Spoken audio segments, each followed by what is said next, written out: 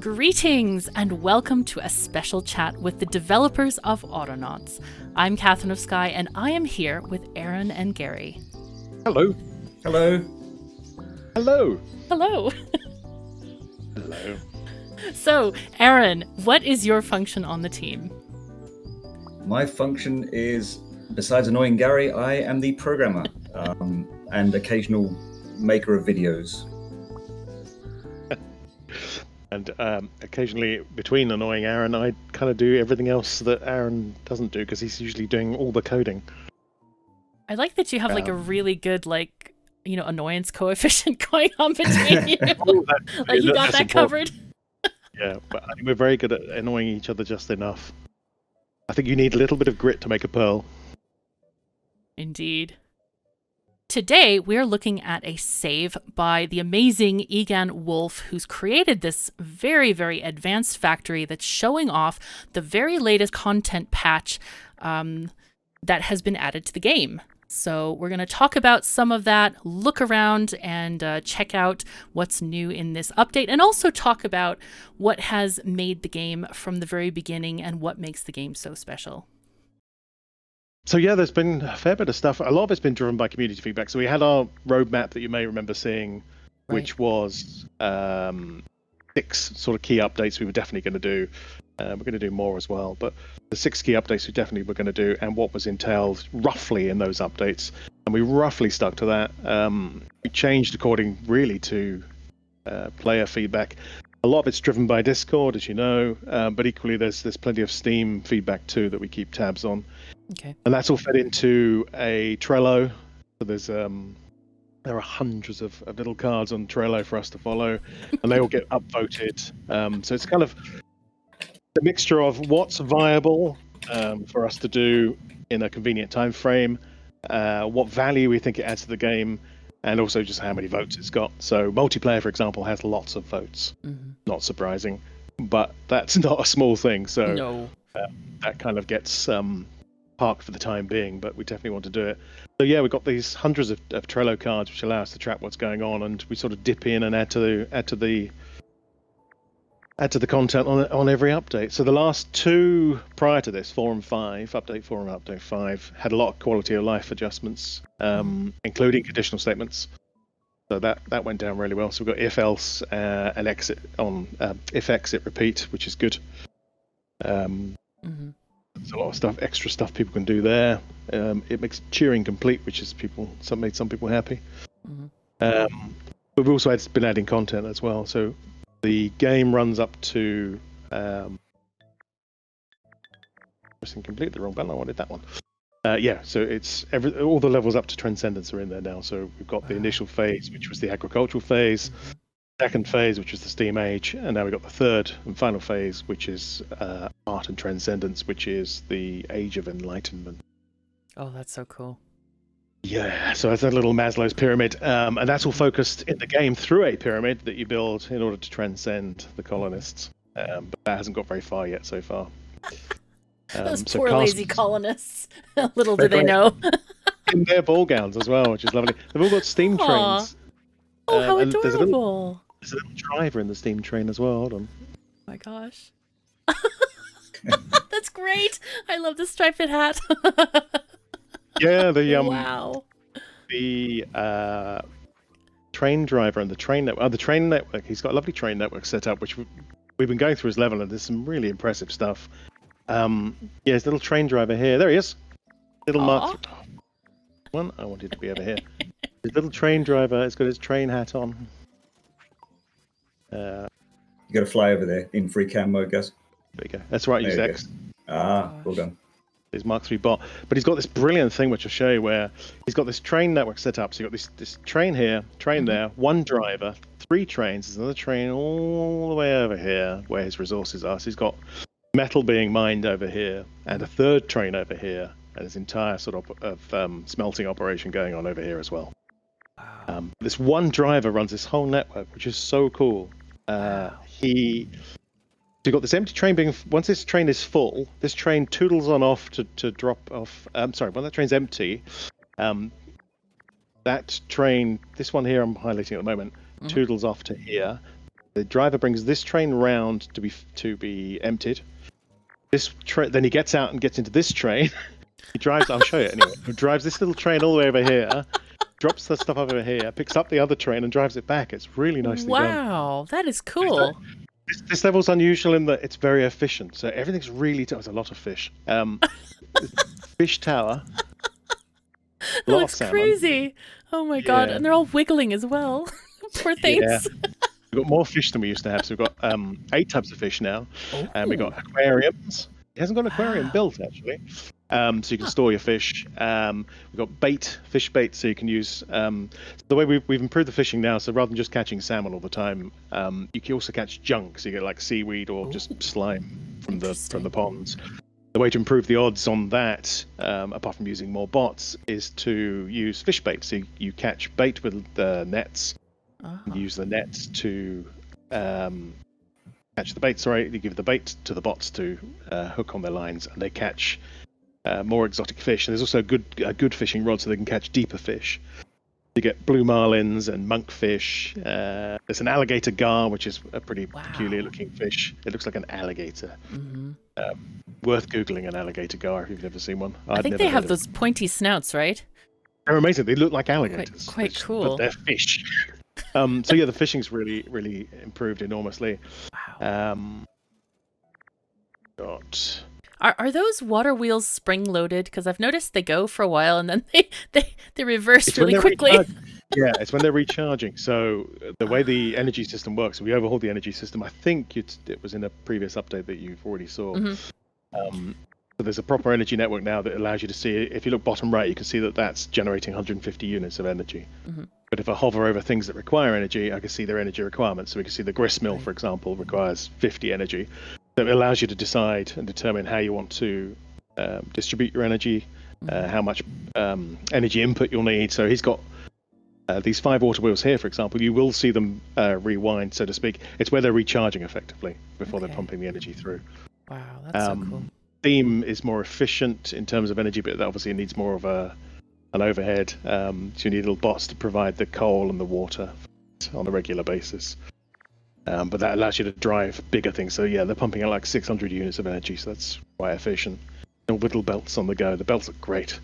You end up with these lovely Victorian-style mills. We got this large storage now, which I don't believe we had last time we spoke. No, that's a new one for me. Yeah. The large storage is awesome. We've got so it's like outsized crates. There are outsized pallets. Where's the pallet? Here we go. Got little roofs on them. Ooh, cute. We've got outsized grain storage, or for the 1,000 units. Holy fuzzy cats!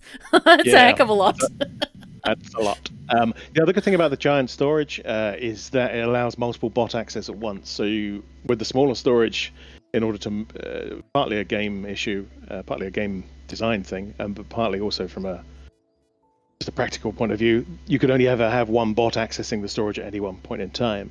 So with the larger storage, because it's larger, you can have as many bots as you like accessing it at any one time. So it increases your throughput as well, which is very handy. Oh wow, I didn't know that. And stores lots. Yeah. Wow. Also, the bigger storage allows the bigger clothing to be stored. So shirt and tie, for example, is large clothing. That's level 6 clothing. That requires big storage. So yeah, there's a great big. I don't remember if it's a ton or a cask. It's a cask. So we've got this cask as well. So it's like a 1,000 units of barrel. He's storing all his honey in there, which is very handy. And Egan's even produced this lovely... He's used the... I don't know if you're aware, we have bot patterns. You can set patterns for how they do things now. Yes, I've seen that. You did see that. Yeah, I can't remember. You lose track of what's old and new. Oh, exactly. But he's been using the patterns here to create these lovely sort of flower arrangements, which look very pretty. Over here, he's producing flowers for paint. So he's got this entire art thing. There's a lovely script I can show you that he's running there, which is very clever. Wow. He's using eggs, because we use eggs and flowers and water to make paint. Classic watercolor ingredients. And we use red, yellow, and blue being the primaries. Makes sense. Yeah, I got another little gnome. This one's got a book. Oh. He's my first ginger gnome as well, and he's kind of in honor of my ginger daughter. So there he is, reading his book. That's adorable. medicines now. I don't think it was any medicine. So medicine chain starts with leeches. You With have to catch leeches. Wow. leeches. All right. Yes, we go right back. So there's a leech jar. That's the crudest medicine. Uh-huh. And you have these little alchemy stations. So the alchemy stations are used for producing primarily medicine, but also paint, anything sort of chemical. Did I see one is And- producing placebos? Yes, Fantastic. That's one. lovely. For the placebo, yes, someone took offense to this, but placebos are basically flowers and lots of water. But you also feed in some leeches. Obviously, you sort of inherit the previous ingredients. Mm-hmm. And then the final one is pills, of course. Right. So you create pills for their final ailments. I don't know if you've seen the spotty little. I don't think they're very spotty at the moment because they're not ill. They're all being very well managed. They get very spotty when they're sick. Okay. Poor That's little nice that you have a things. visual change to say that they. So medicine, is that something that they need all the time, or they only Correct. need when they're sick? Okay, all the time. Well, it's they get sick, so the medicine lasts for a period of time. It's Right. Okay. yeah. So basically, as long as they've got the medicine, they're healthy. When the medicine runs out, it's pretty much the same as any of the other systems in place. So Right. I see. similar to food, for example, once they get hungry, they'll need food. Once they get sick, they need medicine. Once they get stupid, they need education. Oh yes, books. So books I like is a this new thing. periodically getting stupid. I'm Yes. having a No, bad but brain their day today. Their heads are tinier as well when they're. Oh, when they're really? stupid, so, yeah. Where's the printing press on Sounds this? hilarious. That's so great. Printing Oh press my somewhere. god. We do have paper and printing press, but I've lost it. That's clever of me. That forest looks impassable. Is that? Yeah. So as I mentioned before, thick. Egan's very. A lot of the maps you see tend to be a lot more sprawling because people tend to have a lot, like 1,000, sometimes even 2,000 bots. Right. Egan's got 400 and something, I think. 446. Wow. He That's does not a everything lot. hyper efficient. No, I know. So this is probably one of the most efficient levels we've ever seen. So yeah, he packs in the tree, and he packs everything in really, really tightly. But and his scripts are all efficient as well. He's got so we've got farming buffs that we never had before. So we've got hay being produced over here. In fact, he's using his catapults. Oh, is There that we go. for materials delivery? Yes, exactly. High-speed delivery. So he's got this little grass harvest going over here with a couple of scarecrows to keep the birds away. And yeah, the hay gets flung over here by the catapults. All the way over here. It's delivered over here. He's making hay as well over here in this tiny little setup. You can see he's chucking into the trough. So the trough and the hay are like buffs for the cattle and the sheep. That's nice. Did we have the Highland cattle last time? I can't remember if we did. Highland cattle and alpacas? Did we have those? That was I think just they're new. I think those are new, yeah, for me. Yeah. I played just before you released those, and then Oh, there right, were okay. troughs as well. So that's really cool Ah, to right. see. It's got troughs. Got a little hay baler over here, which is lovely old-fashioned tech. We've also got milking shed, so that's another little handy that's buff. a new thing. for, Yeah. speeding up your milk production, which you do need. Are those So, yeah, the roller little- skates there in a pile? Oh, the roller skates, it's an iconic thing more than anything else. That's Those great. are the highest level upgrade for the bots to give them maximum speed.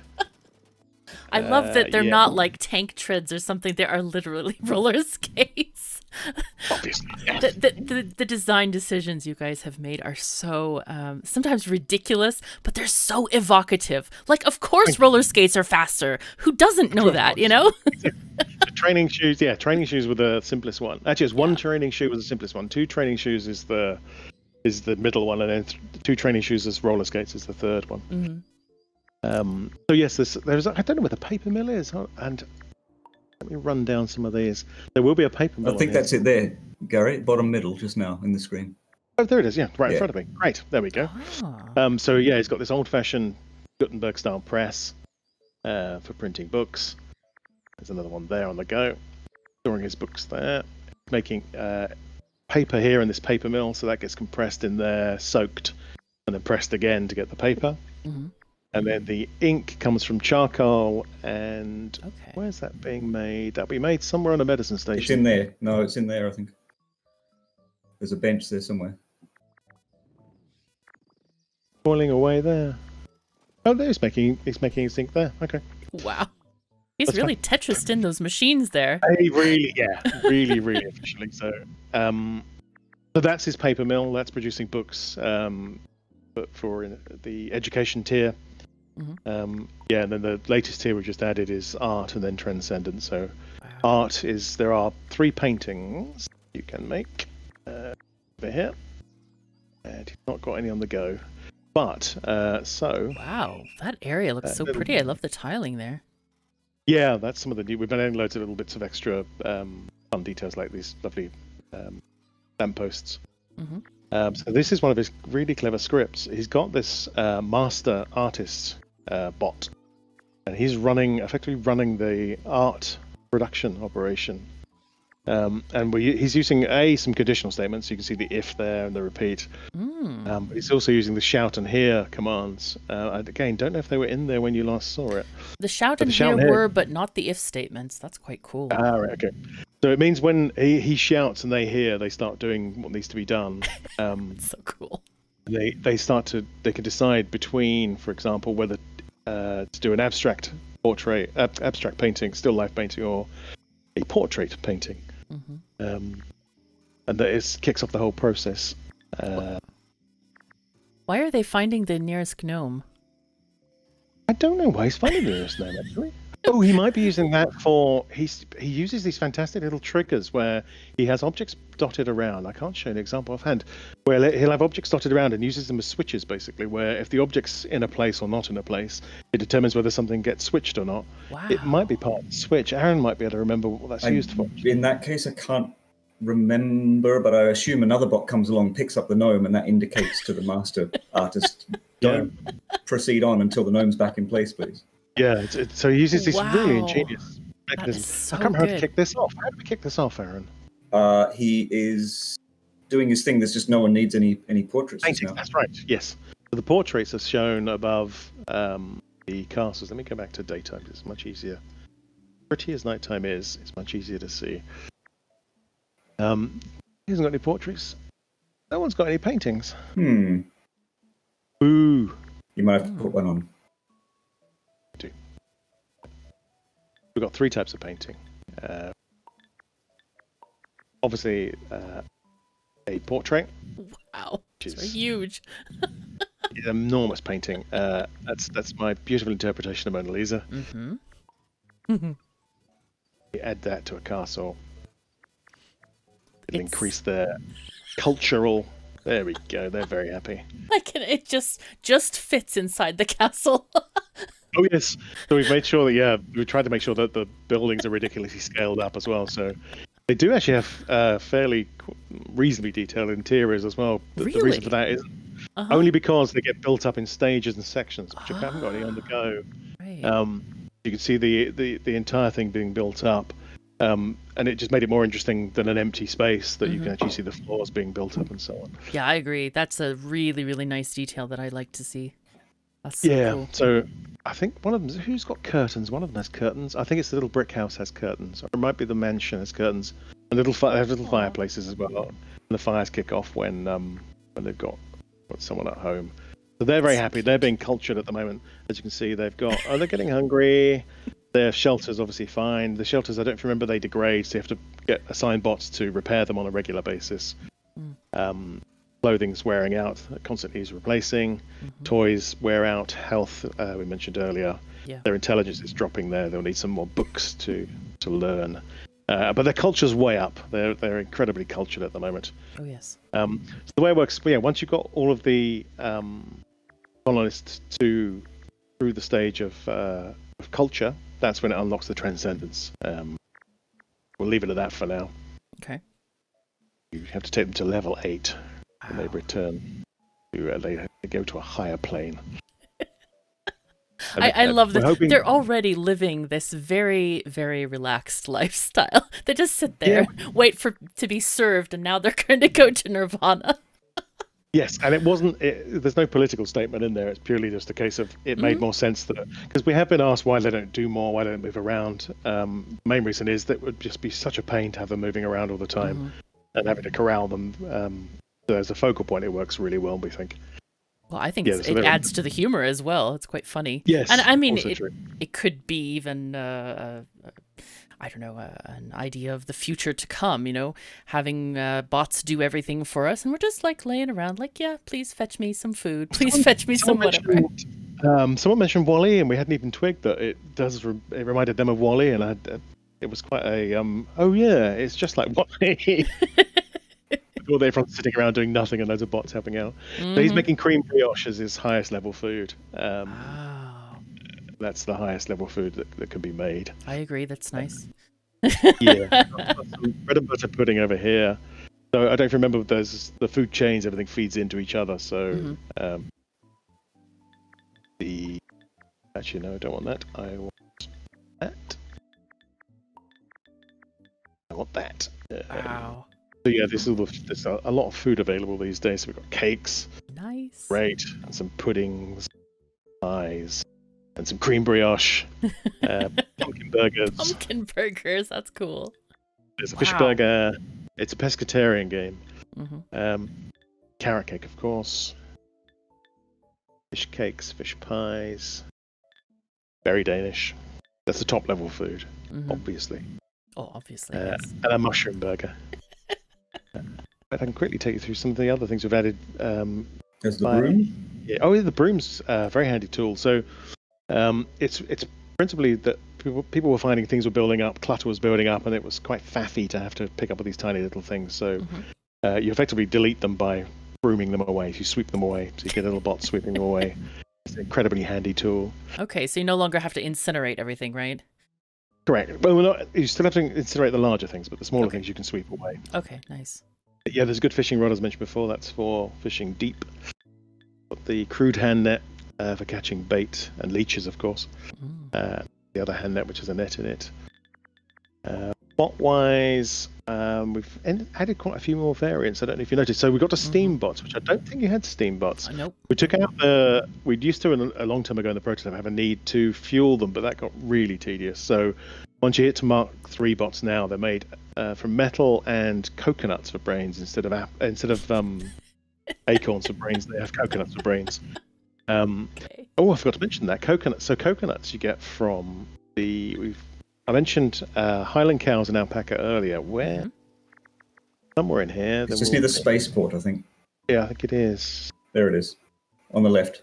Oh, there it is. Yeah, we have these two new structures, are very handy and allow us to introduce new things quite naturally. So we've got a plant breeding station and an animal breeding station. The plant breeding station is where you unlock things like carrots and coconuts. Okay. And the mulberry trees, because you need the mulberry trees for your ethical, and I stress ethical, silkworm production. You don't boil any of the silkworms. So these are these things you can unlock here. So this is for unlocking plant-based stuff and allowing it to be introduced into the game.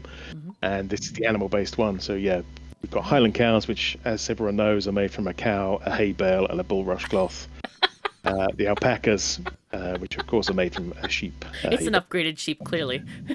Right. You just add an extra long neck. Yep. And then silkworms, which are made from leeches and string, as everyone knows. Oh my god, that's so good. So those two units are really handy for introducing all these new things, and that allows you to build these Mark III bots. So the Mark III bots are superb. Egan's got his level entirely populated with the basic one. So they have massive range. They have much larger brains, so you can do huge programs.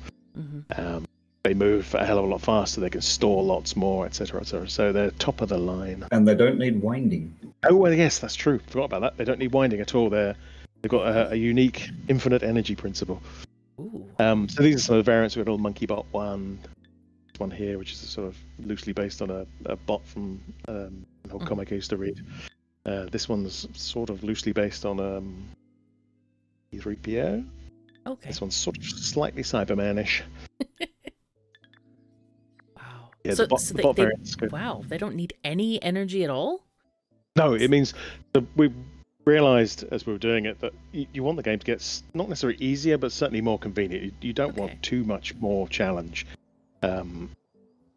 So yeah, it made more sense to take away the winding completely. So you've gone through that novelty of the winding in the earlier stages.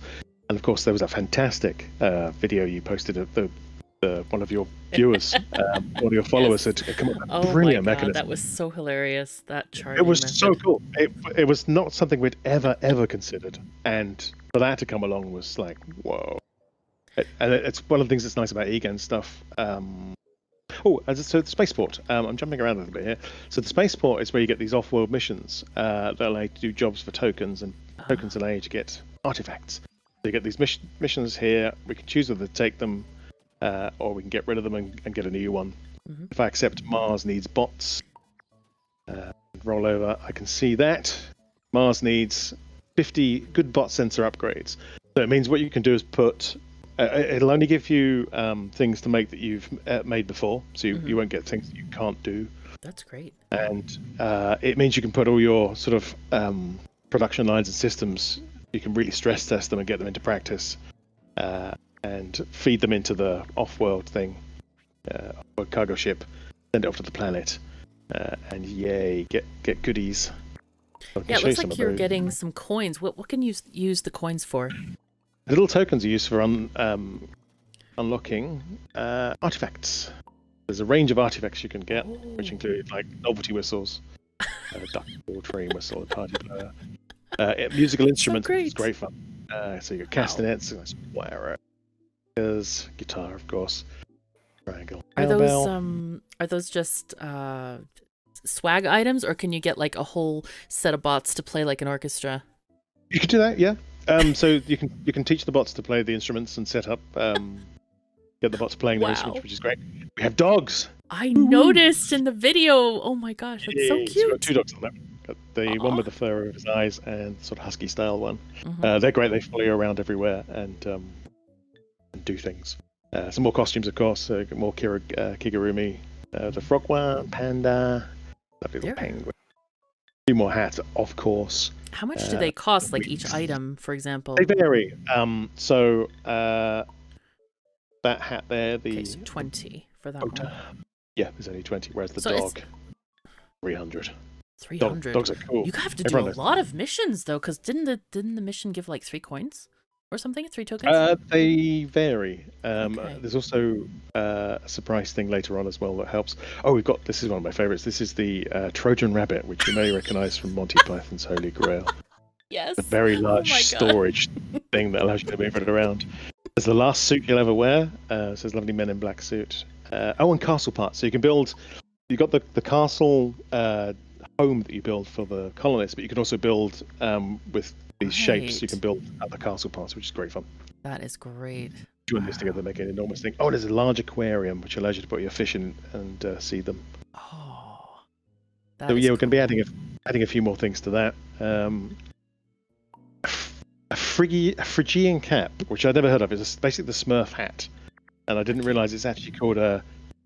I can't even say it right. Phrygian cap. And I learned a thing, which is one of the things I have loved about working on this game, and I do still like, is you learn stuff because we're trying to roughly stick to history and technology with some caveats.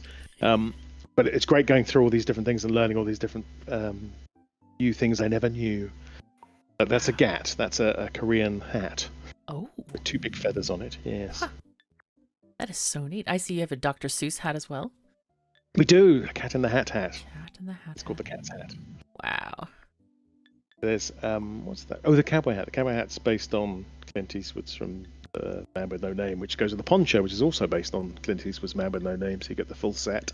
Nice. There's a nice little bearskin hat to go with a little Royal Guard top. So you get little guards patrolling the castle, which is very sweet. Oh, that is cool. There's a bunch of stuff there. Yeah, the instruments are good fun if you want to set up teaching your bots how to play instruments and make some really bad tunes with percussion. Wow. And you can join in, of course. Okay.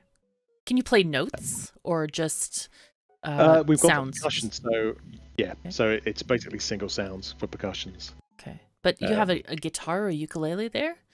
The guitar plays random chords that sort of work together. You end up with these interesting random tunes that still sound in tune, but the chords are random. Okay.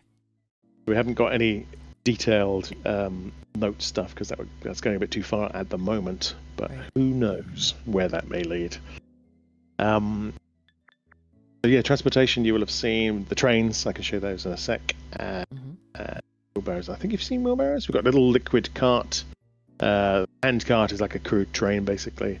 And the crude crane, which is what you need to use to move the vehicles around. Ooh. Get back to the game. Yeah. Wow. So I'll show you Egan's train, which we liked a lot. Put it over here.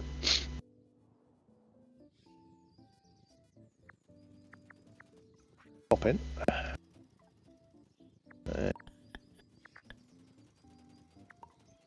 Give it to... So that triggers that one in there. Take it out.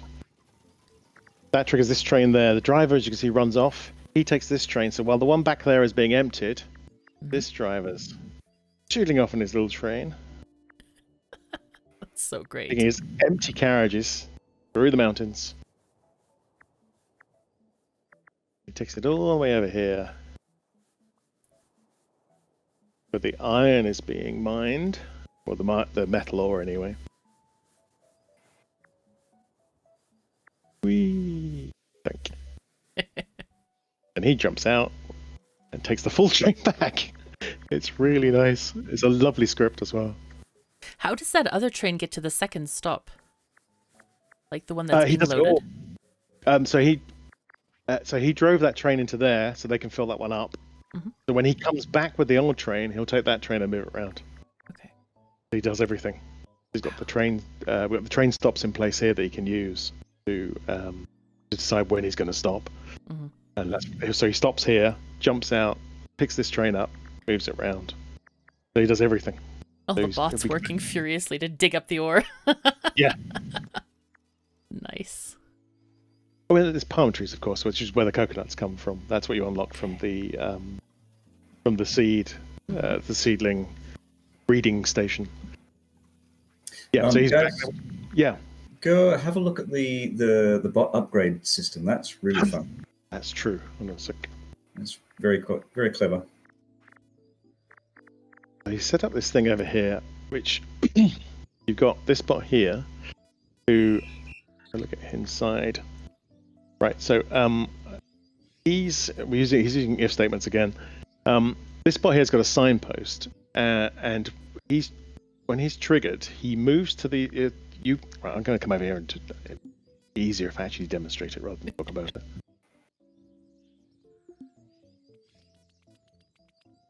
There we go. So every time I call, he moves to the next these lines here of items. A bit generation gamey. You're a British show. So I've got it.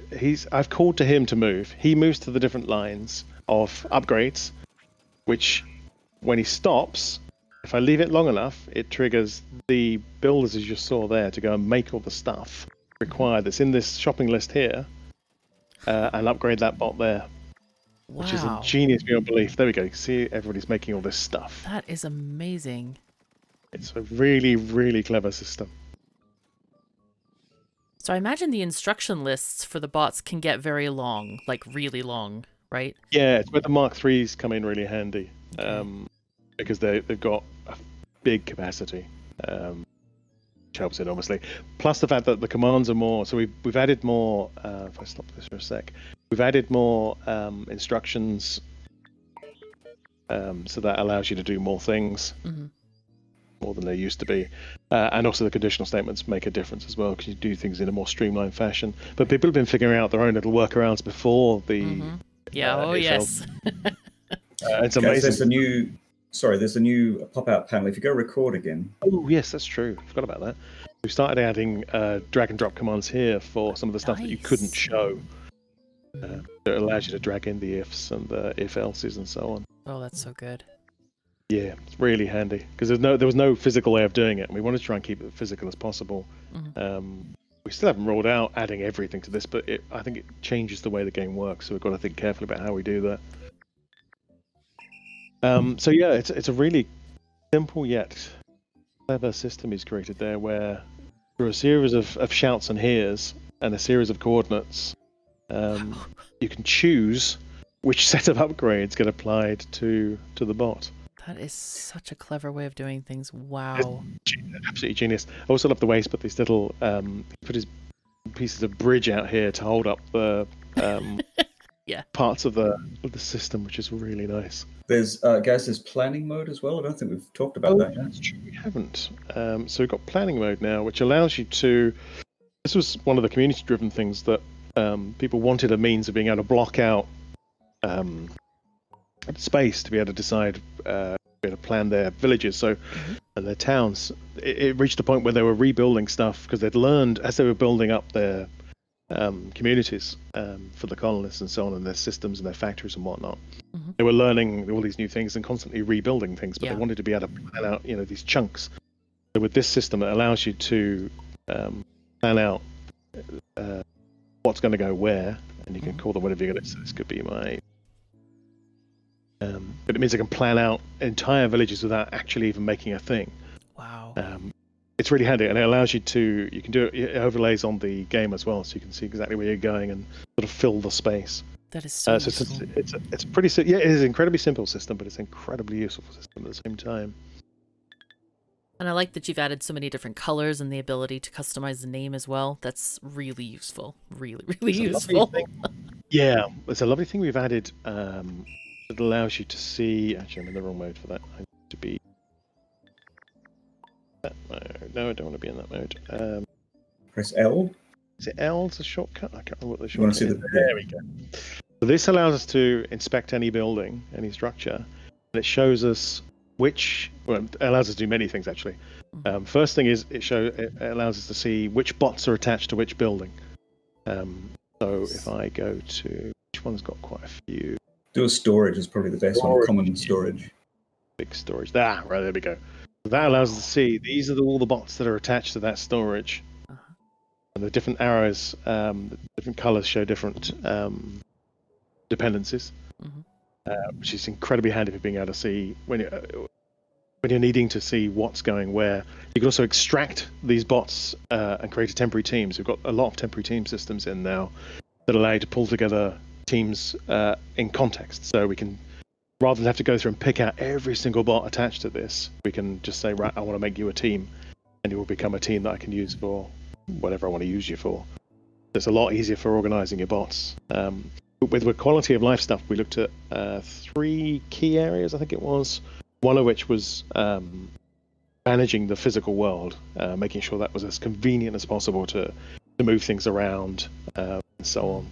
So we've allowed, when you're moving things, for example, it didn't used to take everything into account, only the physical structure, but now you can move entire chunks. And the bots more conveniently too, which means in terms of when you're building up your structures, your communities, you often find even with the best of the planning, you find that you may have done something wrong or put things in the wrong place, or you need a bit more space here or a bit less space there, just like the real world and in the house. So now you can move these things around a lot more easily than you used to be able to do, which is incredibly handy. So yeah, number 1 was making it easier to physically move things around in the world, and number 2 was making it easier to edit and manipulate your bots, and I forgot what the third one was. But anyway, those are the sort of 3. We got this from the community feedback, mainly on Discord, but also from Steam, and we used that to help shape the sorts of things we were going to target. And so far, response has been good. Train's on its go. Those are some incredibly useful features. I remember in the early days, it was a bit of a struggle, and so I'm so glad you've added those tools in there. It's super handy. A lot of it's just been listening to what people have been saying, and also the good thing about dealing directly with the community, and we've got a fantastic Discord community, is you can see the people who are the most passionate. You can see the people who are putting the time into it, and you have a tendency to listen to them more because you can see they're so invested. Their opinion is definitely valued. Yeah, and they know the game because they've been playing and they've been optimizing, and it's really important to them, I think a lot of them actually know the game better than we do. I would agree. Yeah, I think so. Wow. Actually, yeah, the stuff Egan's been doing is doing scripts that we hadn't even considered, that didn't even consider. That was a thing you would do, let alone could do. Oh my god, the wheat is waving in the wind. That's so lovely. It's very That's great. Wow. And the bulrushes. I don't know if the bulrushes were in. They may have been. Yeah, they were. They were. I remember those. The leeches, yeah. So you get the leeches from the swamps. Okay. That's what the crude nets are for. So I think I've managed to quickly run through the bulk of it. A lot has. I mean, fundamentally, same game because that was working. We didn't want to mess with that too much. Thank you so very much for joining us. Check out the next part of our conversation about modding in the next video. Take care of yourselves and each other, and I'll see you next time.